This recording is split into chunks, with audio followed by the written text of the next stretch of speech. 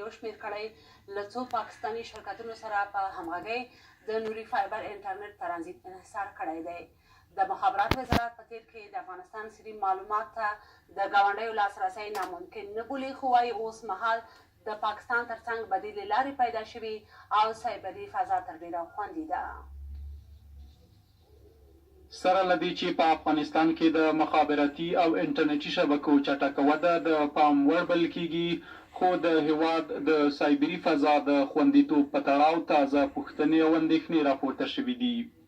د مخابراتو پخوانی وزیر وایي د سایبري فضا لپاره د امنیتي ستراتیژۍ د نشتوالي له امله د پاکستان په ګډون یو شمېر هېوادونه د افغانستان حساسو او محرمو امنیتي معلوماتو ته لاسرسی لري. بخشی از معلومات نه بر اساس مصاحبه با افراد مجهول الهویه بلکه ممکن است دسترسی برخی از ارگان‌های امنیتی کشورهای همسایه ما و رقبای محلی ما و رقبای منطقوی ما در واقع به بخشی از معلومات سری ارگان‌های امنیتی ما دسترسی داشتن، یا مثلا همون مکالماتی که بوده شاید اونا دسترسی داشته باشن. دلیلش هم است که ما یک استراتژی این خو گذشته ما با این نباید بپردازیم، از این باید دست بگیریم و از این باید بیاموزیم و بخواهیم که در تقویت استراتژی امنیتی فضای سایبری خود باید کوشش کنیم. د مخابراتو وزارت په تیر کې د افغانستان سري معلوماتو ته د یو شمېر هېوادونو لاسرسی له امکان لرې نه بولي، خو وایي اوس مهال د افغانستان سایبري فضا خوندي ده. دا د واحدي صاحب چې کوم خبرې کړې دي تر یو حده حقیقت لري. یو حده هغه په دې اساس سره چې کله د دلته بعضې شرکتونه وو چې د هغوی په اصطلاح دفترونه په کراچۍ کې وو او په نیویارک کې وو. موږ انټرنیټ د پاکستان د لارې راوړو چې 100% موږ په پاکستان پورې ډیپنډنټ وو. هغه او دغه شرکت چې زموږ ډیټا سنټر ته سپورټ ورکوو، لاسرسی درلودو، دوی په کراچۍ کې دفتر درلودو.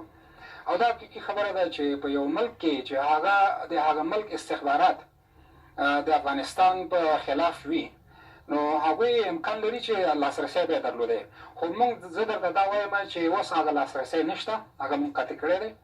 خو عبدالرزاق وحیدي وایي افغانستان په تیرو څو کلونو کې د انټرنیټي خدماتو په برخه کې واضح پر پاکستان اتکا درلوده او تور پورې کوي چې د حکومت یو شمېر لوړپوړو چارواکو له دوه پاکستانیو شرکتونو سره په همغږۍ دغه برخه انحصار کړې ده. دغه پخوانی چارواکی تور پورې کوي چې د مخابراتو وزارت د یو شمېر برحاله چارواکو ترڅنګ د ولسمشر یو شمېر سلاکاران هم له مفسدو کړیو ملاتړ کوي. خو د مخابراتو وزارت مسؤلان دغه ادعا نه مني او وایي عبدالرزاق وحیدي د خپلې کاري دورې پر مهال ونه توانېده چې پر پاکستان اتکا راکمه او له چین او منځنۍ اسیا هېوادونو سره قراردادونه وکړي. متاسفانه این حلقات دسترسی به منابع مالی خیلی وسیع دارد، دسترسی به افرادی در ارگ داشتند. مشاور رئیس جمهور مستقیما از این حلقات حمایت میکرد، یک نه چند مشاور رئیس جمهور. اونها حتی دسترسی داشتن به گمرکات که تجهیزاتی که ما اونا رو وارد میکردیم که ما در سرحدات باید وصل میشدیم، و تجهیزات ماهها در گمرکات متوقف ماند.